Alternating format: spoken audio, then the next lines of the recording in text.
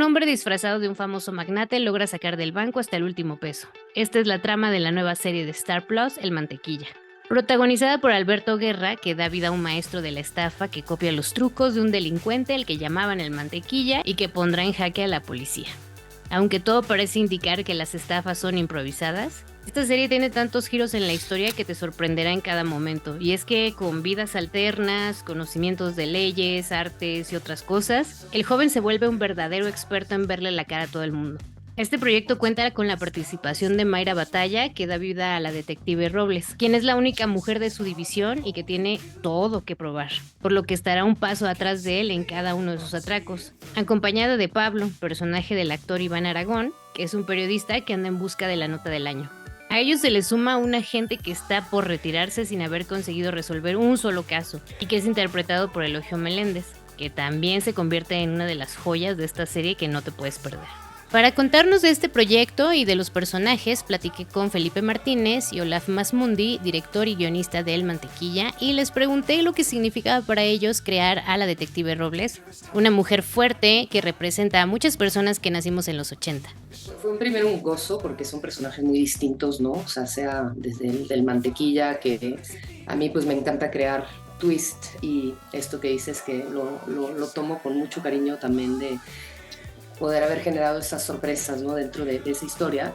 Y algo que para mí era también muy importante es que justo este personaje que le iba a ser la contraparte, por lo menos, ¿no? O sea, me refiero a una contraparte dentro de la estructura, ¿no? Y dentro del avance de la historia, que era la parte policíaca, tenía que tener el mismo peso que lo tiene el Mantequilla, que al final pues, es un personaje que engancha porque pues, estás viendo en activo como sus estafas, te vas entendiendo el porqué.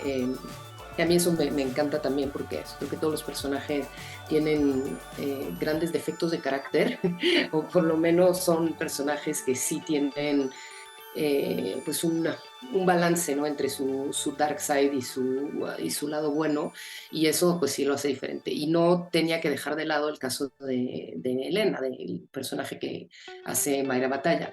Y una de las bueno, primero hubieron varias cosas, ¿no? O sea, uno, que tenía que ser un personaje que tuviera su propia historia independientemente de la historia del Mantequilla, que aquí en este caso es pues, la historia de la primera mujer detective en México, que eran, por supuesto, era solamente de hombres, en un ambiente muy, muy masculino, en un ambiente también que venía desde un contexto histórico muy castigado, ¿no? Con el negro durazo, con la reformación de la policía, con todo este contexto histórico donde la policía además tenía que seguir luciendo bien, porque venían de ser completamente arrasados por la opinión pública.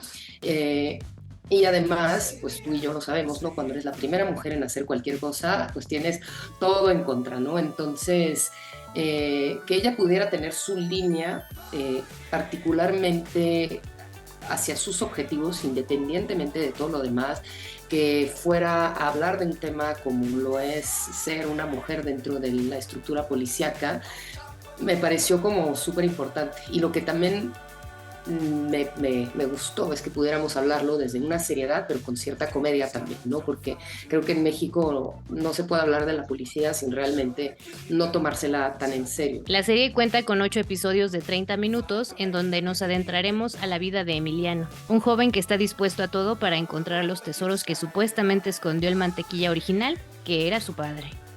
El Mantequilla es un proyecto de época que, como sabemos, cuesta mucho trabajo y dinero llevar a la pantalla, por lo que generalmente el peso de la producción recae en los actores, pero, como nos lo contó Felipe, también en la creatividad. Que hubieron momentos donde fue como mierda, o sea, ¿cómo le vamos a hacer para que haga esto, no? ¿Cuál es el siguiente paso? Y ahí como que ahí es donde se nos conflictuaba, porque ahí es donde el Emiliano tenía que resolver creando nuevos personajes, ¿no? O sea, eh, porque sí, ¿qué pasa o qué tienes que hacer cuando no es tan fácil el acceso? Entonces tienes que hacer hacer mucho más estrategia, ¿no? El pedo más grande obviamente es filmar una ciudad o un universo en los 80 cuando ya han pasado 40 años, ¿no? Entonces, eh, por suerte, digamos que los espacios físicos sí los conseguimos con relativa facilidad. O sea, en Ciudad de México hay un montón de lugares setenteros o sesenteros que nos servían y que podíamos arrancar como de esos lugares para montar. Por ejemplo, tanto la sala de redacción, digamos, del emisario, la estación de policía, era el Excelsior, digamos, el edificio donde quedaba el Excelsior ahí cerca de Reforma. Y digamos que ese edificio ya de entrada tenía como una imprenta que era setentera. Nosotros, una de mis básicas cuando hablamos con el director de arte y con todo el cosa es, nosotros en Latinoamérica siempre estuvimos como a la penúltima moda, ¿no? O sea, hemos estado y seguimos estando, y en ese momento, aunque fueran los 80s, no es ese 80s de Madonna, visual, súper de colores y colores como brillantes y eso, sino que estábamos todavía como quedados en los 70s, era como un coletazo de los 70s.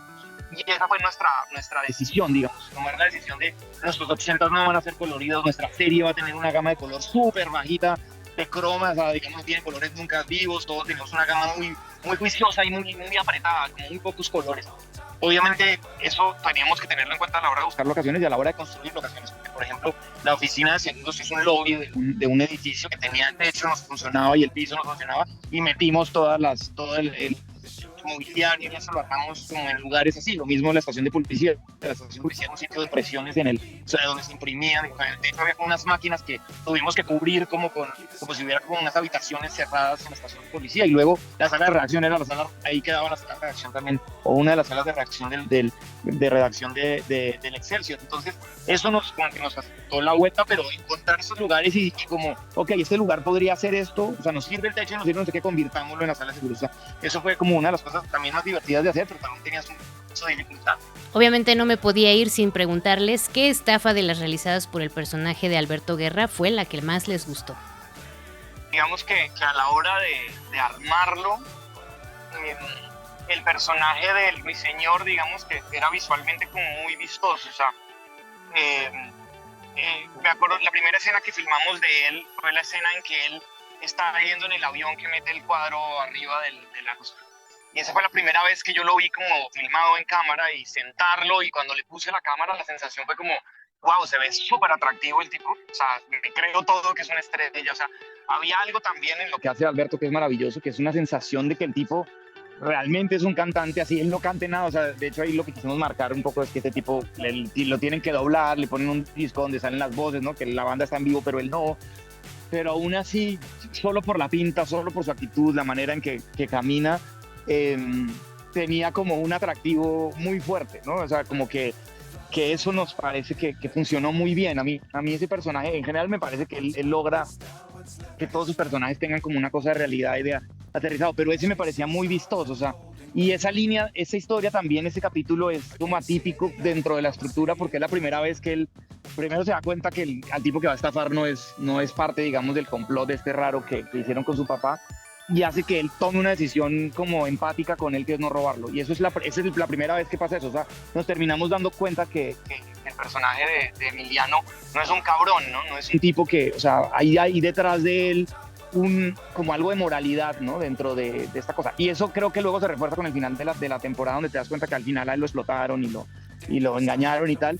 Y eso me parecía que era como el inicio de esa empatía que yo lograba por el personaje, porque antes de eso sientes que es un cabrón que va engañando a todos y que la tiene muy clara, y aquí de repente vemos un gesto de humanidad que luego al final le toca revertir porque necesita pagarle a Robles, pero ahí por lo menos era la primera vez, y es una cosa que hablábamos con Alberto, es la primera vez que vemos que o sea, que este man no es un estafador en serio, o sea, que él no quisiera hacer esto, o sea, que él no hace esto por dinero. Yo siento que ahorita que obviamente yo tenía o sea, opiniones cuando la escribimos, y otras ahorita que ya la vi, ¿no? Y por ejemplo, bueno, a mí hay un personaje que siempre me gustó mucho, que fue el del abogado, porque creo que el abogado saca lo peor de él, o sea, porque se vuelve un cabrón, o sea, realmente es o sea, como que todo el tiempo parece... Abel y el abogado me parecen como los polos opuestos, ¿no? O sea, porque este primer personaje súper perdedor que vemos siendo una cosa de seguro, que su esposa la engaña, que es así de que un loser, y luego te das cuenta de que, ok, no, o sea, esto solo es un personaje, o sea, ¿cuál es de verdad, no? Y luego, pero como que Abel se lleva 4 años dejándose, o sea, utilizar por su esposa, haciéndose el chiste en la oficina, o sea, se ve que se tuvo que aguantar como eso, pero además él sigue intentando coger con la esposa, hacer cosas, y dices, güey, no. Pero el abogado, o sea, y entonces crees que él como que pobrecito, todo el tiempo se ve que no se está jugando, y en el abogado, pues sí saca un colmillo que no se ve en ningún otro lado, que es o sea, utilizar a alguien que sabe que está siendo utilizado para sus propios intereses. O sea, él manda a golpearlo, o sea, lo manda a golpear una putiza sin pena ni gloria, es como, no, mientras tú me te afiles a mi plan, ¿no? Entonces también ahí creo que hay una cosa que es, o sea, que es un poco cínico, porque él justo está como peleando algo, pero está haciendo también la contraparte, ¿no? Está haciendo un cabrón como para sus propios intereses. Entonces ahí es donde también, no sé, me gustan esos y obviamente pues los que están súper caracterizados son muy vistosos, ¿no? El Ruiseñor, la Croix, o sea, como que todos estos son personajes como muy, pues muy vistosos y creo que está muy lindo eso